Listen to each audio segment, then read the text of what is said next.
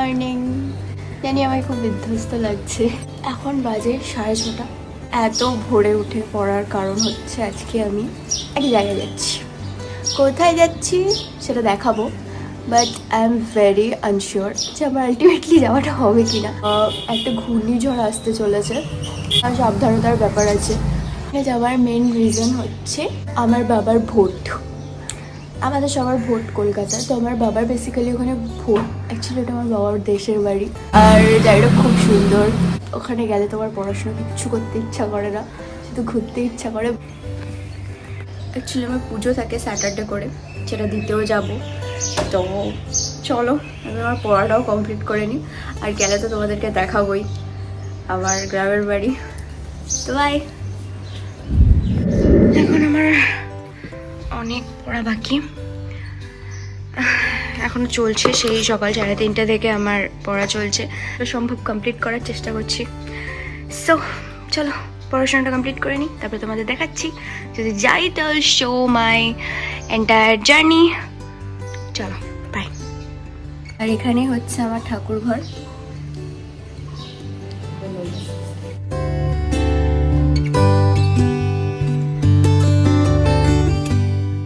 চলে এসেছি পুজো দিয়ে, আর আমার ব্যাগ প্যাকও হয়ে গেছে, ইউ ক্যান সি। আর একটু পরেই আমরা বেরোবো, তো চলো দেখা হচ্ছে বেরিয়ে।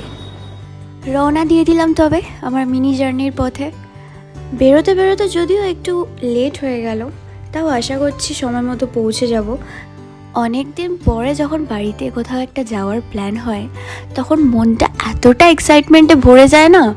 তোমাদেরও হয় কিনা বলো, তাই না? মন ভালো করবার জন্য নিত্যদিনের এই ব্যস্ততার মাঝে একটা ছোট্ট ট্রিপ প্ল্যান করে নেওয়াই যথেষ্ট।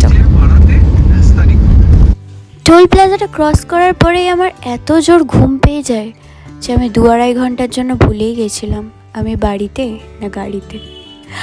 আর তারপরে চোখ খুলে দেখি আমি পৌঁছে গেছি। আমাদের কার কার আমার মতো গাড়িতে উঠলেই ঘুম পায় জানিও তো। কলকাতার মতো ব্যস্ত শহর থেকে যখন আমি এই গ্রামে ঘুরতে আসি, তখন আমার মনে হয় সব ক্লান্তি, সব ভালো না লাগাগুলো আমি বাড়িতেই ছেড়ে এসেছি। আর এই গ্রামটা সবচেয়ে পিসফুল ফিলিং দেয়। গল্প করতে করতে আমি চলেও এসেছি আমার গ্রামের বাড়ির পথে, আর জাস্ট কয়েক মিনিটের রাস্তা। আর এখানে যেহেতু ভোট চলছে, সেই জন্য তোমরা দেখতে পাবে পুলিশ প্রোটেকশন রয়েছে।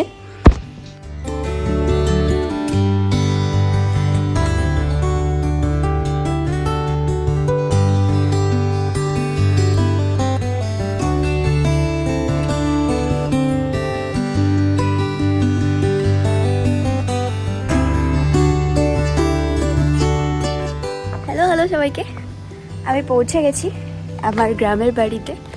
এই ভিউটা দেখা যায় আমার বাড়ির দোতলার ছাদ থেকে, আর ওটা হচ্ছে আমাদের গ্রামের সবচেয়ে বড় স্কুল। এই যে এটা আমার ঘর।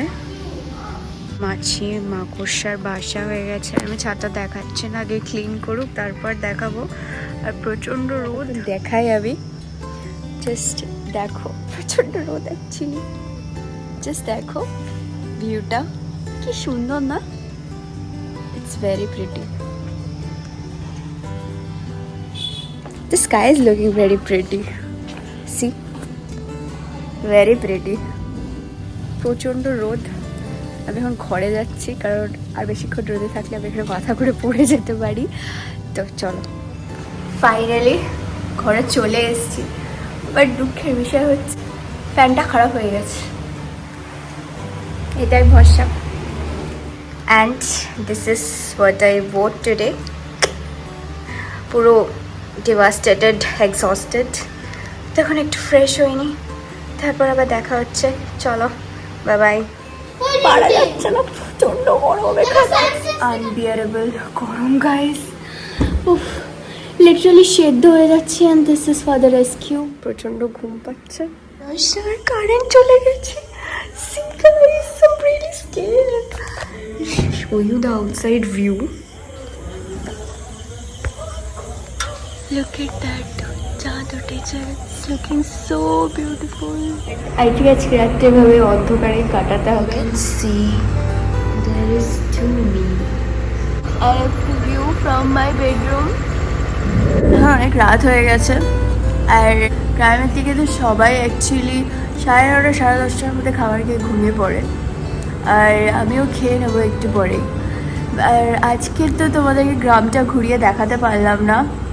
আই হোপ কালকে সকালে বেরিয়ে গোটা গ্রামটা ঘুরিয়ে তোমাদের দেখাবো। ওটা পুরো খুটখুটে অন্ধকার, তোমরা কিচ্ছু দেখতে পাবে না, গেটে তালা দেওয়া।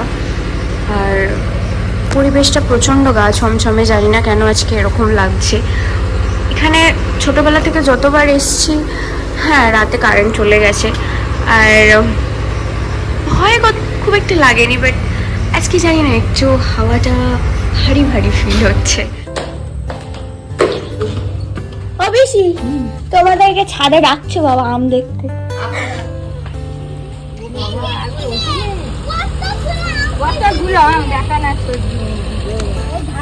আম হয়েছে দেখছো তোমরা? এটা হচ্ছে আমাদের নিজেদের বাড়ির আম গাছ, আর এই গাছে প্রত্যেকবার প্রচুর আম ধরে, কিন্তু পাড়ার লোক হয় না। বাট এবারে কিন্তু আমরা অনেক আম পেড়ে এনেছি।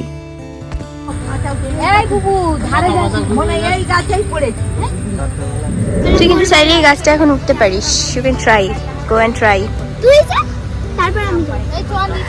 কারেন্ট চলে যাওয়া আমরা কেউ সারা রাত ঘুমোতে পারিনি গরমে, লিটারালি হাঁসফাঁস করেছি। আজকের ব্লগটা এখানেই শেষ করছি, বাট কালকে সকালের মর্নিং ব্লগটা কন্টিনিউ হবে, সো কিপ অন ওয়াচিং।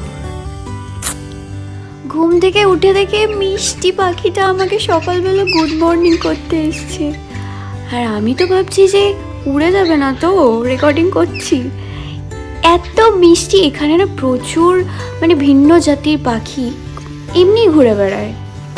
এখানে সকাল থেকে মেঘ প্রচণ্ড ভার করে রয়েছে, কারণ নিউজে জানিয়েছে একটা সাইক্লোন আসছে, আর এটা পশ্চিমবাংলাকে হিট করবে। সেই কারণে এখানে সকাল থেকে টিপ টিপ করে বৃষ্টি পড়ছে, তো আমরা চেষ্টা করছি খুব তাড়াতাড়ি বেরিয়ে পড়ার। এটা হচ্ছে আমাদের বাড়ির বেরোনোর রাস্তা, আর তোমরা দেখতেই পাচ্ছ সামনে ওই বড় স্কুলটা, ওখানে অ্যাকচুয়ালি আমার বাবা পড়াশুনো করেছেন। আর এইটা হচ্ছে আমাদের গ্রামের মেন রাস্তা, লাল মাটির রাস্তা। তোমরা অনেকেই পড়েছো বইতে, বা অনেকে দেখেওছো লাল মাটির রাস্তা কেমন হয়, ভীষণ সুন্দর হয়। লাল মাটির রাস্তা আর গম্ভীর আকাশ, কম্বিনেশনটা দারুণ লাগছিল আমার এখানে আসলে ভীষণ নস্টালজিক ফিল হয়, কারণ ছোটবেলা থেকে আমি এখানে আসি।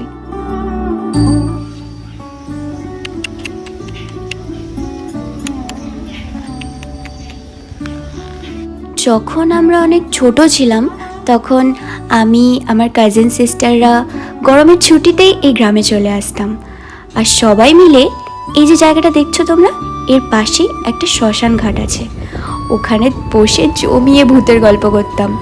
আর আমাদের যে বড় দিদিরা রয়েছে, তারা তো আমাদেরকে আরও বেশি বেশি করে ভূতের গল্প বলতো, যাতে ভয় পাই। ওই যে দূরে স্কুলটা দেখছো, ওটা হচ্ছে এখানকার হাই স্কুল, আর এই স্কুল থেকে অনেক মেধাবী ছাত্র পাশ করেছেন।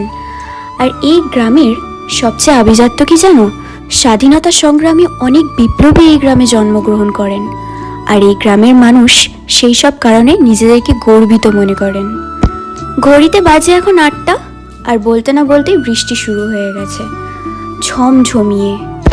বাইরেটা অন্ধকারও হয়ে এসছে, তাই আমরা আর দেরি না করে বেরিয়ে পড়লাম, সবাইকে বাই বাই করে, আর মনে একটু দুঃখ নিয়েও, কারণ আবার কবে আসতে পারবো, আবার কবে এই ব্যস্ততার জীবন থেকে একটু সময় বের করে নিতে পারবো, তা খুবই অজানা।